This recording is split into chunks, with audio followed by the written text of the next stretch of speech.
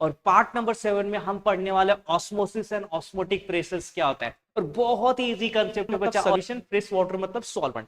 अब देखो normally semi permeable membranes में क्या होगा, फ्रेश वाटर मूव करेगा सॉल्ट वाटर की तरफ। पहला हम लोग स्टार्ट करते हैं कि what is mean by isotonics process. ठीक है, पहला हम लोग क्या देखेंगे, आइसोटोनिक प्रेशर, दूसरा हम लोग देखेंगे हाइपरटोनिक प्रेशर।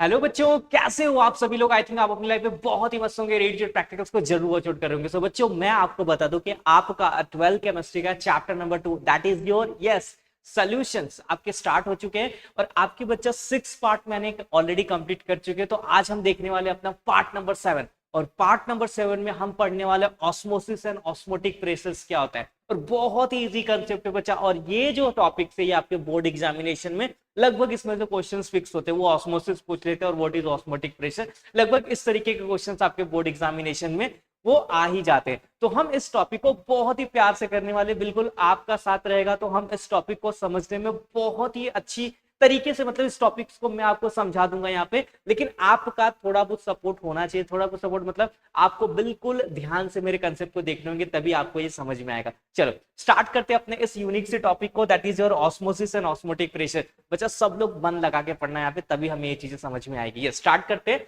तो आज का जो बच्चा हमारा पहला टॉपिक होने वाला है कि what is mean bye osmosis. पहले हम ऑस्मोसिस देखेंगे क्या होता है। ठीक है, उसके लिए मैं आपको ना एक डायग्रामेटिक रिप्रेजेंटेशन दिखाता हूँ। यहाँ पे ये देखो, यहाँ पे क्या हो रहा है बच्चा, यहाँ पे कंटेनर है। क्या है बच्चा यहाँ पे, यस एक कंटेनर है। और इस कंटेनर में क्या है, यहाँ पे बीच में देखो इस कंटेनर में ना कुछ लिक्विड ऐड है। लेकिन ये लिक्विड के बारे में आपको बताता हूँ, पहले ध्यान से सुनना। देखो इस कंटेनर में 2 चेंबर है, उस चेंबर को सेपरेट किया हुआ है एक मेम्ब्रेन से, and that membrane is called semi permeable membrane. मैं बताऊंगा इस मेम्ब्रेन का काम क्या, लेकिन आप पहले ध्यान से सुन लो, कंस्ट्रक्शन ध्यान से सुन लो। ठीक है, अब यहाँ पे इस सेमी परमेबल मेम्ब्रेन के थ्रू ना बच्चा 2 लिक्विड्स को मैंने सेपरेट किया है। एक तो मेरा सोल्यूशन है और एक मेरा क्या है, ये सॉल्वेंट है। सोल्यूशन मतलब क्या होता है, जिसमें सोल्यूट और सॉल्वेंट दोनों होते हैं। और सॉल्वेंट में आपका प्योर सॉल्वेंट मतलब वाटर भी है तो वाटर ही रहेगा।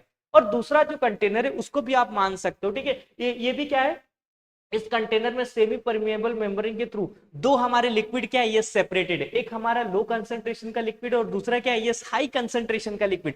तो ध्यान से देखना ऑस्मोसिस क्या होता है और मैं आपको सेमी परमेबल मेम्ब्रेन के बारे में बताऊंगा। पहले ऑस्मोसिस देखो क्या होता है। ऑस्मोसिस में क्या होता है कि आपका ये जो लिक्विड है, ध्यान सुना, ये जो लिक्विड है मतलब सॉल्वेंट, में सॉल्यूशन की बात नहीं कर रहा हूं। ठीक है, ये जो सॉल्वेंट है ये मूव करता है थ्रू सेमी परमेबल मेम्ब्रेन के थ्रू सॉल्यूशंस के अंदर, इसी को ऑस्मोसिस बोलते हैं। नहीं समझा तो एक बार और बताता हूं। तो ऑस्मोसिस में क्या होता है, हमारा जो सॉल्वेंट मॉलिक्यूल्स होता है ना वो सॉल्यूशंस में मूव करता है। मतलब जो लो कॉन्सेंट्रेटेड सॉल्यूशंस होते हैं वो हाई कंसेंट्रेशन की तरफ क्या करते हैं बच्चा, मूव करते हैं। और इसी को क्या बोलते हैं, osmosis.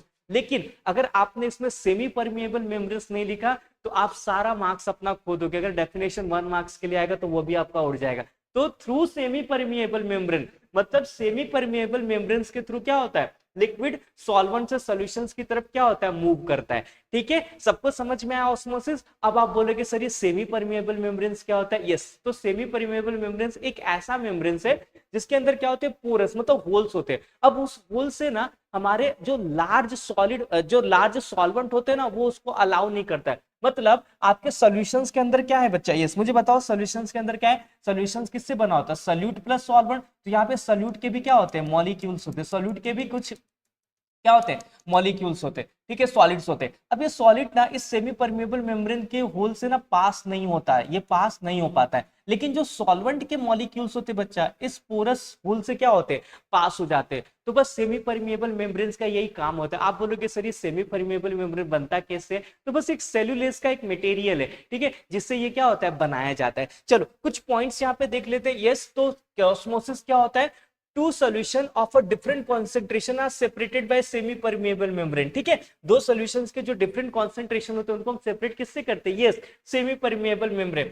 and in osmosis the solvent molecules passes through the semi permeable membrane into the solution। अब solvent molecules क्या होता है, ये solutions की तरफ मूव होता है through semi permeable membrane is called as what बच्चा, osmosis। अब देखते हैं कि ये semi permeable membranes क्या होता है। तो बच्चा जो आपका semi permeable membranes होता है उसमें हम बेसिकली क्या देखते हैं कि this is the film such as cell phone and which has porous large inlet to allow the solute molecules to pass through them। या फिर जो लार्ज सॉलिड मॉलिक्यूल्स होते हैं वो, अरे सॉलिड मॉलिक्यूल्स को ये पास नहीं होने देते, सॉल्वेंट को बस ये अलाउ करते पास होने के लिए, ठीक है। तो एक बार और देख लीजिएगा, ठीक है। तो ये कैसा होता है, एक पोरस होता है, ठीक है, इसमें छेद होते हैं, छोटे छोटे स्मॉल क्या होते हैं, छेद होते हैं। It's allow the solvent molecules to pass through them, ठीक है। सॉल्वेंट मॉलिक्यूल्स को ये पास होने देता है, नॉट दिस सल्यूट मॉलिक्यूल, ठीक है, सल्यूट को ये पास होने नहीं देता है। अब बच्चा ये सल्यूट को पास होने नहीं दे रहा है, तो आपका सॉल्यूशंस कहां से कहां मूव होगा, यस सॉल्वेंट से सॉल्यूशन की तरफ मूव होगा। और दूसरा क्या लिख सकते हो, यस लो कंसंट्रेशन से हाई कंसंट्रेशन की तरफ क्या होता है, ये मूव होता है। इसी को तो बोलते हैं सॉल्यूशन।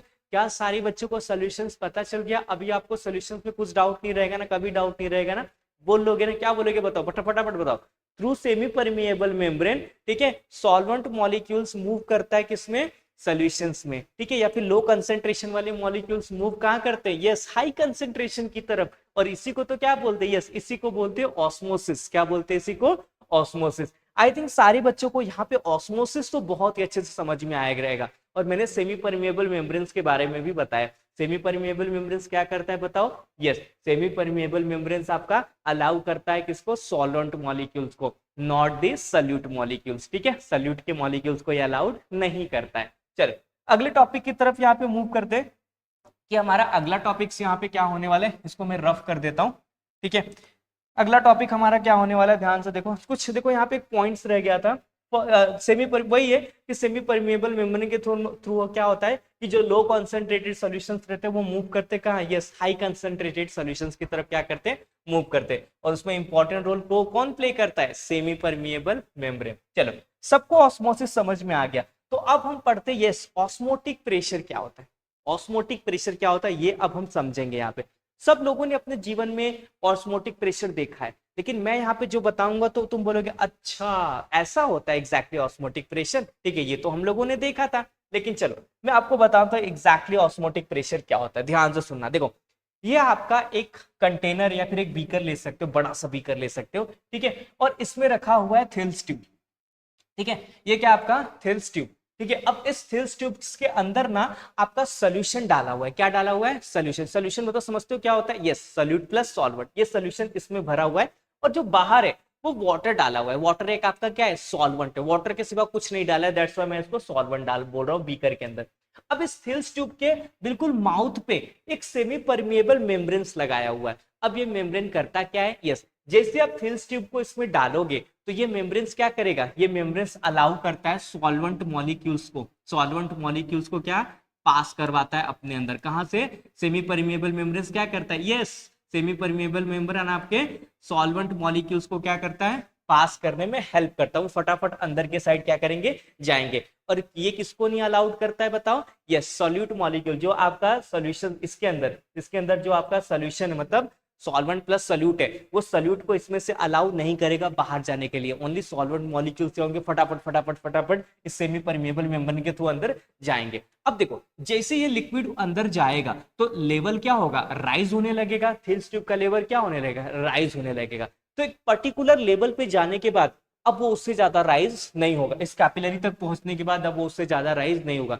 मतलब वहां पे जनरेट हो जाएगा हाइड्रोस्टैटिक प्रेशर, ठीक है। जैसे अब लिक्विड अब सॉल्वेंट अंदर नहीं जा रहे, मतलब कुछ तो गड़बड़ है, तो समझ जाना वहां पे क्या आ गया आपका हाइड्रोस्टैटिक प्रेशर। अब ये हाइड्रोस्टैटिक प्रेशर क्या करते हैं, तो ये हाइड्रोस्टैटिक प्रेशर बच्चा स्टॉप कर देते ऑस्मोसिस। क्या कर देते, यस आपके ऑस्मोसिस को क्या कर देते, स्टॉप कर देते।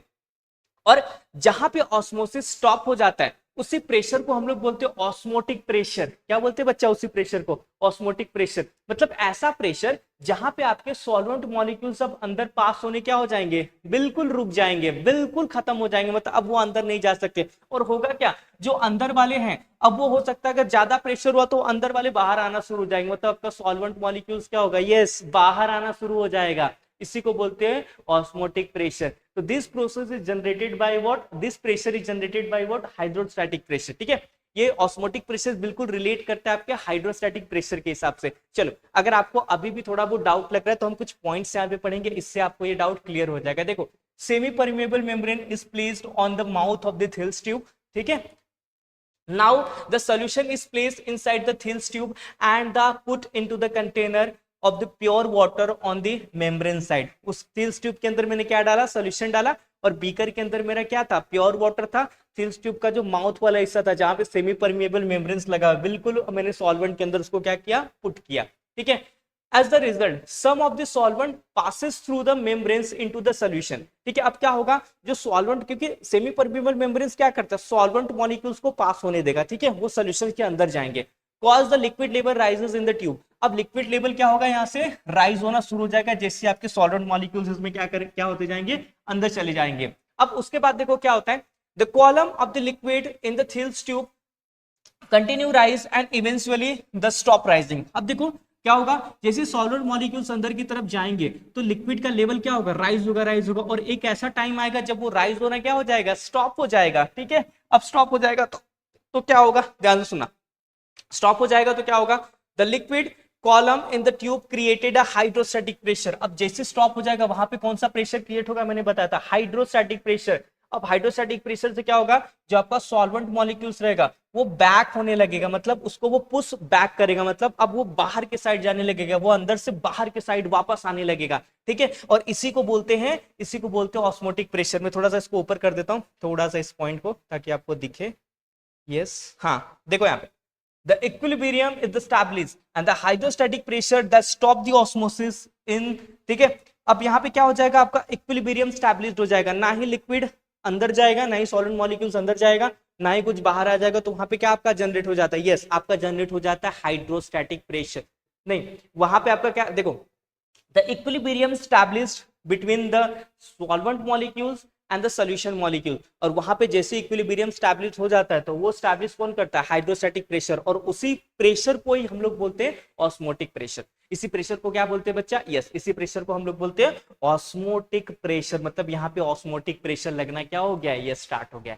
तो आई थिंक सारे बच्चों को समझ में आया रहेगा कि exactly what is mean bye osmotic pressure. सबको समझ में आया ऑस्मोटिक प्रेशर, यस ठीक है। चलो, अब ऑस्मोटिक प्रेशर तो सबको समझ में आ गया है, ठीक है। ऑस्मोटिक प्रेशर अगर इसको नहीं समझ में आया उसके लिए क्या है, तो वापस से बता देता हूं। देखो बच्चा, बहुत इजी सा कंसेप्ट है, ठीक है। अब देखो, हम थिल्स ट्यूब को क्या किए, लिक्विड के अंदर पुट किए।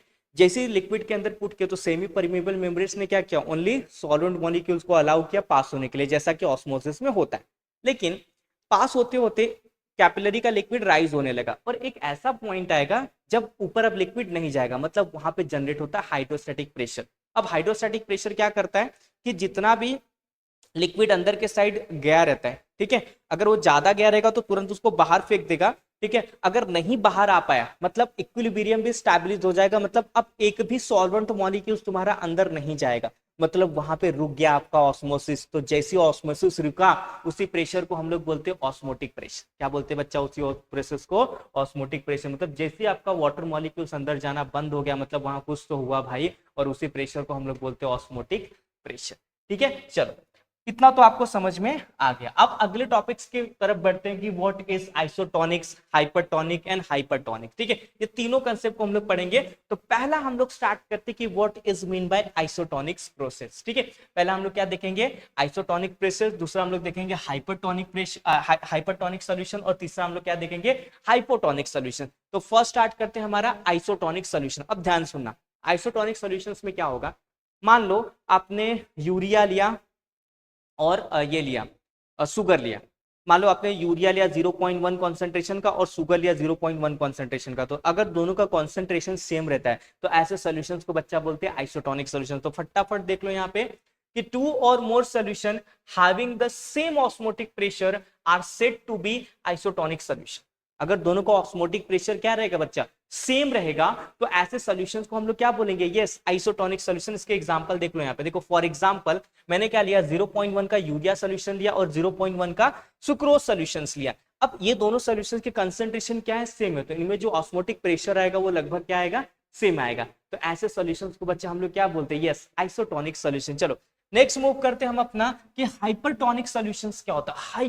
हाइपर मतलब ज्यादा कॉन्सेंट्रेटेड, ज्यादा ऑस्मोटिक प्रेशर वाला, ठीक है। ध्यान सुनो, if the solution have unequal osmotic pressure and the more concentrated solution with higher osmotic pressure are said to be what, hypertonic solution।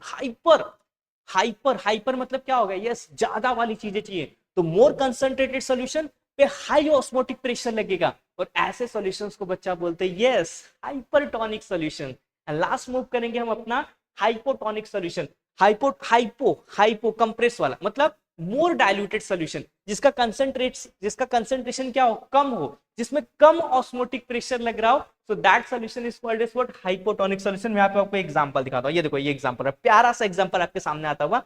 If the देखो if osmotic pressure of this sucrose solution is higher, अब बताओ अगर sucrose solution ज्यादा concentration में रहेगा तो उसका osmotic pressure क्या रहेगा, यस हायर रहेगा, तो सुक्रोज सॉल्यूशन हमारा क्या हो जाएगा, हाइपरटोनिक सॉल्यूशन। और यूरिया सॉल्यूशन अगर डाइल्यूटेड है, लेस कंसंट्रेटेड है, तो उस पर ऑस्मोटिक प्रेशर पड़ने वाला है कम, और अगर उसका ऑस्मोटिक प्रेशर कम रहेगा तो ऐसे सॉल्यूशंस को हम लोग बोलते हैं हाइपरटोनिक सॉल्यूशंस। क्या सबको समझ में आया, आइसो हाइपर हाइपो, ठीक है, क्लियर हो गया सबको, सबको समझ में आ रहा है, ओके चलो बढ़ते हैं अपने अगले और यूनिक से कंसेप्ट्स की तरफ। चलो स्टार्ट करते हैं अगला हमारा टॉपिक से।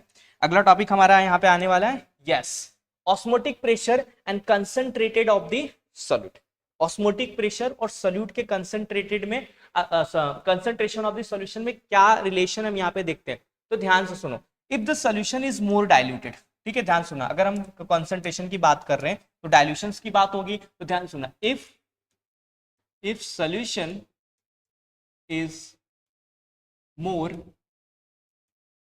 डाइल्यूटेड, ठीक है, if solution is more diluted so osmotic pressure is osmotic pressure is, ध्यान से सुनना, ऑस्मोटिक प्रेशर इज, हमें ना एक रिलेशन पता है, क्या रिलेशन पता है, that is our PB is equal to NRT, पता है। अब इसी को ना मैं एज अ फॉर्मूला यहाँ पे यूज करूंगा, ध्यान से सुनना। जो आपका ऑस्मोटिक प्रेशर होता है ना बच्चा, ध्यान सुना, जो आपका ऑस्मोटिक प्रेशर, तो मैंने आपको कई बार बताया उसको पाई से रिप्रेजेंट किया था, तो पी फॉर प्रेशर, तो यहाँ पे क्या आ जाएगा पाई, वी फॉर वॉल्यूम, एन तुम्हारा क्या, यस नंबर ऑफ सल्यूट, और मैंने आपको पढ़ाया सॉल्वेंट के लिए 1 लगता है और सल्यूट के लिए क्या लगता है 2 लगता है, ये तो बच्चा याद कर लेना, प्रीवियस लेक्चर्स में भी बता रहा हूं मैं, ठीक है। तो सल्यूट है, यहाँ पे हम लोग क्या ले रहे हैं, सल्यूट ले रहे हैं, ठीक है, तो N2 हमारे क्या हो जाएगा, yes number of solute particle, R आपका gas constant, T is the temperature, ठीक है। तो अगर मैं इसको ऐसे लिखूं, पाई इज इक्वल टू क्या हो जाएगा, N2 RT अपॉन V, ठीक है। चलो मैं यहाँ पे आपको सब कुछ लिख देता हूं, ठीक है, सारी चीजें लिख देता हूं। पाई क्या है आपका, yes osmotic pressure,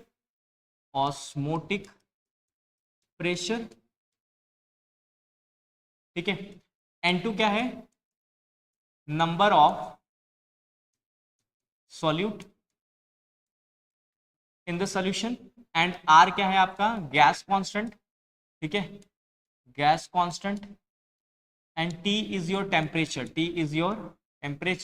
and V is your volume, ठीक है। ये सबको पता चल गया, ओके यस सर सबको पता चल गया। अब ध्यान से सुनो, जो आपका मोलैरिटी होता है, मोलैरिटी की बात नहीं कर रहा हूं, मोलैरिटी, ठीक है, जो आपका मोलैरिटी होता है वो क्या होता है, number of moles of solute, ठीक है, upon volume of solution in litre. चलो देखते हैं क्या हम इसमें यहाँ पे पुट कर सकते हैं, यस सर जरूर पुट कर सकते हो, ठीक है। मान लो आपका इक्वेशन नंबर 1 हो गया और ये मान लो हो गया 2, चलो पुट 2 इन 1, तो क्या हो जाएगा बताओ, yes pi is equal to क्या हो जाएगा, number of moles of solute, ये आपका सॉल्यूट है, ठीक है, upon volume of solution in litre, मतलब N/V, ये क्या हो गया, अगर मैं इसको लिखने जाऊं, अगर मैं इसको लिख के दिखाऊं, तो दैट इज आवर, ये जो है ये हमारे किसके इक्वल है, दैट इज आवर N2/V, किसके इक्वल है, यस N2/V, तो मैं उसके जगह पे क्या लिख दूंगा, N2/V, देखो N2/V की जगह पे क्या लिख दूंगा, मोलैरिटी RT, क्या हो जाएगा ये, मोलैरिटी RT। अब याद रखना यहाँ पे आप मोलारिटी नहीं लोगे, क्योंकि जो ऑस्मोटिक प्रेशर है वो रिलेट करता है किसके साथ में, मोलारिटी के साथ में, ठीक है, बस इतना याद रखो इस चीज के लिए, ठीक है। जो आपका ऑस्मोटिक प्रेशर होता है बच्चा, ऑस्मोटिक प्रेशर इज, एक मिनट, osmotic pressure is related to molarity, not molarity, ठीक है। ये मोलरिटी से रिलेट नहीं करता, ये मोलरिटी से क्या करता है, रिलेट करता है। और मोलरिटी को कैपिटल एम में रिप्रेजेंट करते हैं। किस में रिप्रेजेंट करते हैं, यस बच्चा, कैपिटल एम से रिप्रेजेंट करते हैं। तो यहाँ पे हमारे पास एक फॉर्मूला आ गया, pi is equal to M R T.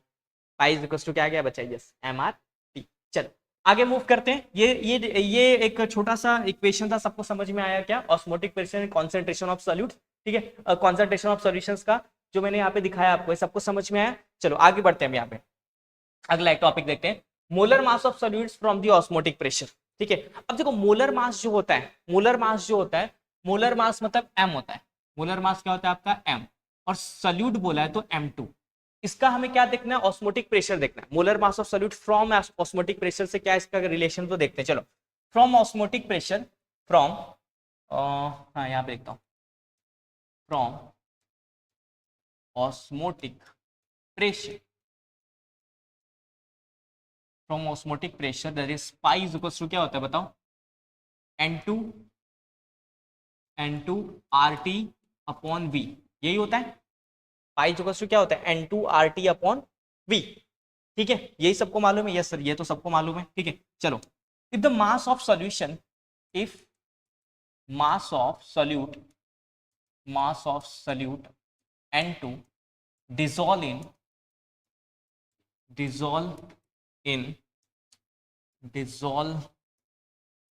in volume of solution, ठीक है, mass of solute dissolve in volume of solution is called as what बच्चा, इसी को तो मोलरिटी बोलते हैं। क्या बोलते हैं इसी को, मोलरिटी, ठीक है। चलो तो आपका क्या हो जाएगा, ध्यान से सुनना, देखो ध्यान से सुनना, क्या हो जाएगा देखो, हेंस n क्या है, n is number of moles, number of moles of solute, number of moles of solute. तो नंबर ऑफ मोल्स का फॉर्मूला क्या होता है, number of moles is equal to क्या होता है, yes weight upon weight of solute upon molecular weight of solute, that is M2, that is M2, ठीक है। चलो हम पुट करते हैं यहाँ पे, पुट क्या करेंगे, ये क्वेश्चन नंबर 1 हो गया और ये आपका क्या हो गया, 2 हो गया, ठीक है, ये 1 हो गया और क्या हो गया 2। तो चलो करते हैं पुट 2 in 1, पुट 2 in 1, चलो 1 को 2 में पुट करते हैं, 2 को 1 में पुट करते हैं, तो पाई इज इक्वल टू क्या हो जाएगा, N2 की जगह पे क्या हो जाएगा बताओ, यस N2 की जगह पे क्या हो जाएगा, W2 RT, W2 by M2 into V। हमें क्या चाहिए, M2 चाहिए, तो M2 को अगर मैं इधर करता हूँ तो ये पाई उधर चले जाएगा, W2 RT अपॉन ये पाई इंटू क्या हो जाएगा V। तो ये हो जाएगा आपका M2 का फॉर्मूला बन के यहाँ पे रेडी, ठीक है। ये M2 यहाँ पे देख लेना, एक बार इसको मिटा के कर देता हूँ, ठीक है, M2, ठीक है, क्लियर है। तो देखो अगर जिसको यहाँ पे नहीं समझ में आ रहा होगा ना कि देखो n की जगह पे सर आपने ये क्या कर दिया, तो देखो number of moles of solutes का फॉर्मूला होता है, नंबर ऑफ मोल्स का फॉर्मूला होता है weight upon molecular wait, weight upon molar mass या मॉलिक्यूलर वेट। तो मॉलिक्यूलर वेट क्या होता है m, और वेट क्या होता है W। सॉल्यूट के लिए कर रहे हैं तो आपको पता है 2 लगाना पड़ेगा, ठीक है, सॉल्वेंट के लिए करते तो 1 लगाते हैं, उसी को मैंने यहाँ पे पुट कर दिया and I am getting this formula. अब बच्चा ये जो फॉर्मूला है ना, ये आपके लिए बहुत ज्यादा इंपॉर्टेंट है फॉर योर ये कैलकुलेशन पर्पस, मतलब प्रॉब्लम्स पर्पस, ठीक है। प्रॉब्लम मतलब आपको न्यूमेरिकल्स आते हैं इससे रिलेटेड जो आपको करने आने चाहिए, और वो आएगा आपको, क्यों, क्योंकि मैं पढ़ा रहा हूँ यहाँ पे। देखो बच्चा मेरे साथ वही बच्चे लगे हुए पढ़ रहे हैं जिनको मेहनत करना है। अगर आप मेहनत करोगे ना तो आपको दुनिया की कोई ऐसी ताकत नहीं जो आपको रोक सके। अगर आपने पर्टिकुलर मेहनत किया तो आप एक दिन सक्सेस जरूर होंगे। आपको थोड़ा टाइम तो लगेगा, लेकिन जो आपको सक्सेस मिलेगा ना बच्चा, उससे मतलब उससे खूबसूरत और उससे अच्छी चीज आपने अपनी लाइफ में नहीं देखी होगी, ठीक है। आपका सर गर्व से ऊंचा हो जाएगा, आपकी फैमिली का सर गर्व से ऊंचा हो जाएगा, लेकिन उस सक्सेस के लिए आपको लगेगा मेहनत। और मैं जानता हूं कि अगर आप पढ़ लिख रहे हो, अच्छे से सब कुछ कर रहे हो, तो आप वो मेहनत जरूर करोगे। आपके अंदर वो जज्बा है उस मेहनत को करने के लिए, क्योंकि आपको अचीव करना है कुछ यूनिक और कुछ बेहतरीन चीजें आपकी अपने लाइफ के लिए। चलो अब देखो बच्चा, आपको ये चीजें समझ में आई रहेंगी, ठीक है, और ये चीजें तभी आपको समझ में आएंगी जब आप फोकस करोगे। तो बहुत सारे बच्चे यहाँ पे फोकस करके पढ़ रहे हैं और बहुत ही अच्छे अच्छे उनके रिजल्ट्स भी आ रहे हैं, ठीक है। लेकिन अगर आप मेहनत नहीं करोगे ना बच्चा, तो बहुत ही मुश्किल है इस ऐसी लाइफ में compete करना जहां पे कई कई लाख बच्चे आपसे आगे निकलने की कोशिश में लगे हुए हैं, ठीक है। चलो स्टार्ट करते हैं। अब ये आपको समझ में आ रहेगा, molar mass of solutes from osmotic pressure, ठीक है। ये मैंने यहाँ पे हल्का सा जो छोटा सा एक इक्वेशन था इसको मैंने सॉल्व किया और इससे हमें यहाँ पे एक फॉर्मूला बन के क्या हो गया, मिल गया। चलो अब अगला टॉपिक यहाँ पे देखते हैं हम लोग। अगला टॉपिक है हमारा रिवर्स ऑस्मोसिस। क्या होता है रिवर्स ऑस्मोसिस? ध्यान से देखना क्या होता है कि एक ऑस्मोसिस तो मैंने आपको बता दिया जहां पे सोल्यूशन क्या होते हैं, यस, लोअर कंसंट्रेशन से हायर कंसंट्रेशन की तरफ मूव करती है, फिर सॉल्वेंट से सॉल्यूशंस की तरफ मूव करते हैं। पर ये रिवर्स क्या होगा? तो ध्यान सुनना, पहले मैं आपको एक डायग्राम दिखाता हूँ। यस, क्या डायग्राम सबको दिख रहा है? यस, सबको डायग्राम दिख रहा है? यस सर, दिख रहा है। अब यहाँ पे आप देखो, एक साइड है आपका सॉल्ट वाटर और एक साइड है आपका फ्रेश वाटर। सॉल्ट वाटर मतलब सोल्यूशन, फ्रेश वाटर मतलब सॉल्वेंट। अब देखो नॉर्मली सेमी परमेबल मेम्ब्रेन्स में क्या होगा, फ्रेश वाटर मूव करेगा सॉल्ट वाटर की तरफ, लेकिन यहाँ पे ये हमें नहीं करना है, हमें पढ़ना है रिवर्स ऑस्मोसिस क्या होता है, मतलब ऑस्मोसिस को रिवर्स कैसे करोगे। तो ध्यान से सुनना, अभी सॉल्ट वाटर में मैंने एक सब्सटेंस लगाया हुआ है और इसमें एक पिस्टन लगाया हुआ है। अब मैं क्या कर रहा हूं, बिल्कुल ये जहां पे ऑस्मोटिक प्रेशर है, यहाँ पे मैं क्या कर रहा हूँ, एक अपना प्रेशर लगा रहा हूँ उस पिस्टन के थ्रू। अब जैसे मैं प्रेशर लगाऊंगा ना, तो कुछ टाइम बाद क्या होगा पता है, ये जो सॉल्ट वाटर है इसमें से ना वाटर निकल के ना फ्रेश वाटर में जाने लगे, मतलब बिल्कुल इधर से इधर वाटर क्या होने लगेगा, हमारा प्योर वाटर मूव होने लगेगा। पर ये क्यों हो रहा है? होना तो ऐसे चाहिए था ऑस्मोसिस। तो रिवर्स ऑस्मोसिस में क्या होता है, जैसे आप प्रेशर ज्यादा लगाते हो, अगर आप ऑस्मोटिक प्रेशर से अपना प्रेशर ज्यादा लगाते हो, पिस्टन के थ्रू प्रेशर ज्यादा लगाते हो, तो उस प्रेशर से क्या होगा, जो आपका सॉल्ट वाटर का जो सॉल्वेंट है वो सेमी परमेबल मेम्ब्रेन के थ्रू फ्रेश वाटर में जाएगा और हम यहाँ से क्या करते हैं, इसको आउटलेट से वाटर कलेक्ट कर सकते हैं। ठीक है, देखिए समझो, यहाँ पे देखो सॉल्ट वाटर यहाँ पे है, ऑस्मोटिक प्रेशर डेवलप हो रहा है, लेकिन हमने क्या लगाया यहाँ पे, पिस्टन के थ्रू एक प्रेशर लगाया। अब जब ये प्रेशर ज्यादा हो गया ऑस्मोटिक प्रेशर से, तो सॉल्वेंट मूव, जो आपका सोल्यूशन था, सोल्यूशन में से सॉल्वेंट मूव करने लगा कहाँ, फ्रेश वाटर की तरफ। तो ऐसे प्रोसेस को हम लोग रिवर्सिबल प्रोसेस बोलते हैं। मतलब ऑस्मोटिक प्रेशर से, ध्यान सुना, ऑस्मोटिक प्रेशर से ज्यादा अगर आपने प्रेशर लगा दिया तो ये प्रोसेस रिवर्स हो जाएगा। मतलब हाई कॉन्सेंट्रेशन से लो कॉन्सेंट्रेशन की तरफ सॉल्वेंट मूव होने लगेगा, सोल्यूशन से सॉल्वेंट की तरफ सॉल्वेंट मूव होने लगेगा। ठीक है, सोल्यूशन में जो सॉल्वेंट रहेगा वो कहाँ मूव होने लगेगा, सॉल्वेंट की तरफ मूव होने लगेगा थ्रू सेमी परमिएबल मेम्ब्रेन। सबको समझ में आया रिवर्स ऑस्मोसिस? रिवर्स ऑस्मोसिस क्या सबको समझ में आया? यस, रिवर्स ऑस्मोसिस में क्या होता है सर, ऑस्मोसिस में इधर से इधर जाएगा, लेकिन अगर मैं पिस्टन से प्रेशर लगाऊं, तो ये प्रोसेस बिल्कुल उल्टा हो जाएगा। मतलब सॉल्ट वाटर से वाटर निकल के फ्रेश वाटर में जाने लगेंगे और ऐसे प्रोसेस को हम लोग क्या बोलते हैं, रिवर्सिबल प्रोसेस, जहां पे आपका ऑस्मोटिक प्रेशर कम हो जाएगा और जो मैंने बाहर से प्रेशर लगाया वो प्रेशर क्या हो जाएगा, ज्यादा। देखो यहाँ पे मैंने इक्वेशन लिखा है, दिख रहा है क्या सबको, pressure is greater than osmotic pressure. ठीक है, चलो रिवर्स ऑस्मोसिस के कुछ पॉइंट्स रीड कर लेते। The direction of osmosis can be reverse by applying the pressure larger than the osmotic pressure. ठीक है, अगर हम ऑस्मोटिक प्रेशर से ज्यादा अगर कोई प्रेशर लगाते जहां पे प्रोसेस रिवर्स हो जाए, ऐसे प्रोसेस को हम लोग बोलते हैं यस रिवर्सिबल ऑस्मोसिस। ठीक है, reverse osmosis. The pure solvent then flow from solution into the pure solvent through the semi-permeable membrane and this phenomenon is called as what, a reverse osmosis। ठीक है, अब यहाँ पे क्या होता है कि जो सॉल्ट वाटर का जो प्योर वाटर है वो मूव होता है किसमें, फ्रेश वाटर में। ठीक है, तो यही होता है कि the pure solvent then flow from solution से फ्लो होता है into the pure solvent through the semi permeable membrane और इसी को हम लोग क्या बोलते हैं, रिवर्स ऑस्मोसिस। अब देखो एक आप यहाँ पे डायग्राम देख रहे हो जहां पे क्या है, ठीक है, जहां पे आपको क्या पता चला कि आपने जो प्रेशर लगाया वो ज्यादा लगाया as compare to osmotic pressure, जिसके वजह से सॉल्ट वाटर का जो प्योर वाटर था वो मूव कहां हो गया, फ्रेश वाटर में। तो यहाँ पे वही लिखा है कि salty water possesses into the fresh water through a semi permeable membrane. जो आपका सॉल्टी वाटर का जो वाटर था, प्योर वाटर था, वो मूव कहां हो गया, फ्रेश वाटर में। एंड इसी प्रोसेस को तो हम लोग बोलते हैं बच्चा, क्या बोलते हैं, यस, इसी प्रोसेस को हम लोग बोलते हैं रिवर्स ऑस्मोसिस। क्या बोलते हैं बच्चा, रिवर्स ऑस्मोसिस। ठीक है, चल अब ये आई थिंक सबको रिवर्स ऑस्मोसिस समझ में आ रहेगा, समझ में आया ना। अगर उल्टा हो जाए तो रिवर्स ऑस्मोसिस, सीधा हो जाए तो ऑस्मोसिस। ठीक है, समझ रहे हैं सबको, यस, और ज्यादा हो जाए तो ऑस्मोटिक प्रेशर। चलो ओके, अब आगे बढ़ते हैं।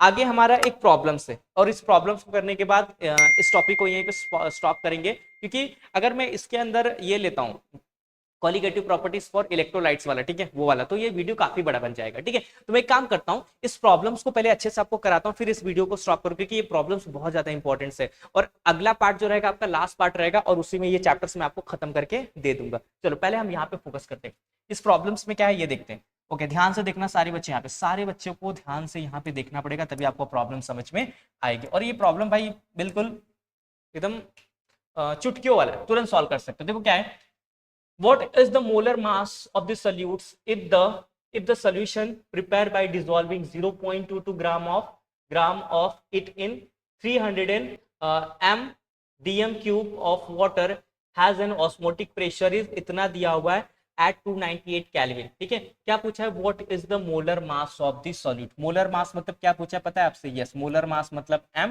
और 2 मतलब सोल्यूट। ठीक है, ये पूछा है आपसे। Prepare by dissolving 0.22 gram of solute. अब देखो, जो कोई चीज 0.22 ग्राम में है तो आपका सोल्यूट होगा, और सोल्यूट आपका W2 से रिप्रेजेंट करते हैं 0.822 ग्राम। ठीक है, in the DM cube, volume दिया आपको, वॉल्यूम क्या दिया, 300 m डीएम क्यूब दिया है। ठीक है, आपको इसको डीएम क्यूब में कन्वर्ट करने के लिए m को हटाना पड़ेगा। ठीक है, तो m को हटाने के लिए आप क्या करोगे, यस, इसको आप 1000 से डिवाइड करोगे। ठीक है, तो 300 डिवाइडेड बाय 1000। ठीक है, तो ये किस में आ जाएगा, 0.3 डीएम क्यूब में आ जाएगा। ठीक है, ओके, एक चीज तो मैंने आपको बताया नहीं कि milli decimetre cube, sorry, M DM cube का मतलब क्या होता है, तो एम मतलब होता है मिली डेसीमीटर क्यूब होता है। ठीक है, तो आपको अगर मिली को हटाना है तो उसको 1000 से क्या करना पड़ेगा, डिवाइड करना पड़ेगा, and you are getting what, 0.3 DM cube. ये तो लिख दिया। अब आपको क्या दिया, यस, ऑस्मोटिक प्रेशर दिया, ऑस्मोटिक प्रेशर पाई से रिप्रेजेंट करते हैं, एंड ऑस्मोटिक प्रेशर आपको कितना दिया, यस, 149 mmHg। अब इसको तुम्हें एटीएम में कन्वर्ट करना पड़ेगा, एटमॉस्फेरिक प्रेशर में कन्वर्ट करना पड़ेगा, तो क्या करोगे बताओ, यस, कर सकते हो। 149 mmHg डिवाइडेड बाय व्हाट क्या हो जाएगा, 760 mmHg एटीएम, mmHg पर एटीएम। ठीक है, चलो, आपको पता है इससे ये कैंसिल हो जाएगा, mmHg से ये आपका ऊपर चले जाएगा। ठीक है, ये आपका ऊपर चले जाएगा, तो ये इसको डिवाइड कर लेना। अभी मैं डिवाइड कर देता हूँ, मोबाइल से ही करूंगा मैं इसको। ठीक है, या फिर मेरे पास यहाँ पे वॉच है, उससे कर सकता हूँ मैं। It's getting what, 0.19 ATM, 0.19 ATM. ठीक है, अगर से आपको पता होगा कि ऊपर जाके ये माइनस में जाएगा, नहीं बच्चा, ये थर्ड में है, मतलब 1 2 और ये डिवाइडेड बाय, तो एटीएम ऊपर चले जाएगा ऑटोमेटिकली, तो वो एटीएम में ही आएगा। ठीक है, आपको M2 फाइंड आउट करना। अब आपने एक फॉर्मूला पीछे किया है, M2 इज इक्वल्स टू क्या किया है, M2 is equals to W2 into RT upon volume into pi. ठीक है, चलो हम लोग इसमें पुट करते हैं फटाफट। W2 क्या है, 0.82 ग्राम। ठीक है, into gas constant, R is your gas constant, और ये गैस कांस्टेंट की वैल्यू आपको दी रहेगी। ठीक है, लेकिन एक चीज याद रखना, जो गैस कांस्टेंट की वैल्यू अगर आपको एटमॉस्फेरिक प्रेशर चाहिए, एटीएम में चाहिए, ठीक है, तो ये बिल्कुल होता है 0.08205 लीटर एटीएम केल्विन इनवर्स मोल इनवर्स। ठीक है, ये होता है क्या, आर की वैल्यू, ये गैस कांस्टेंट की वैल्यू है। ठीक है, ये आपको मिलेगा शायद, तो लेकिन आप इसको लर्न कर लेंगे तो ज्यादा अच्छा रहेगा। तो मैं यहाँ पे आर की वैल्यू को पुट कर देता हूँ, that is 0.08205 litre ATM atmospheric pressure के इनवर्स इंटू मोल इनवर्स। ठीक है, into temperature T for temperature कितना दिया, यस, 298 केल्विन, थोड़ा सा यहाँ पे देख लेना, 298 केल्विन।